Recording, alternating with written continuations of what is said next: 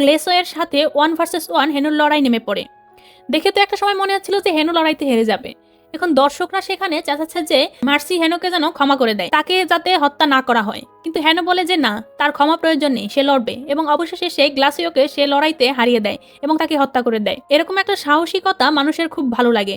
সে মানুষের মন জয় করে নেয়, বহু মানুষের সাপোর্ট সে পেয়ে যায়। তবে একই সাথে লুসিলিয়ার মনে বহু প্রশ্ন তৈরি হয়। সেই হেনুর লড়াইয়ে নামার আগে যে জিনিসগুলো করেছিল, অর্থাৎ সে এরিনার থেকে মাটি তোলা, সেই জিনিসগুলো ম্যাক্সিমাসও তো একটা সময় করেছিল। সে প্রথম পার্টের হিরো ছিল। ফ্ল্যাশব্যাকে আমরা একটা সিন দেখতে পাই, অ্যাকচুয়ালি লুসিলিয়ার একটা ছেলে ছিল যার নাম ছিল লুসিলিয়াস।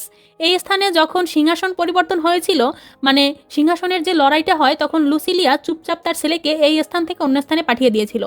অবশ্যই তার মধ্যে রয়্যাল ব্লাড রয়েছে, এই সিংহাসনে তারও অধিকার রয়েছে। তো হিসাব মতন সেই সিংহাসনের লোভে অন্য কেউ যদি তাকে হত্যা করে দেয়, সেই ভয়তেই লুসিলিয়া তার ছেলেকে সেখান থেকে অন্য স্থানে পাঠিয়ে দেয়। এবং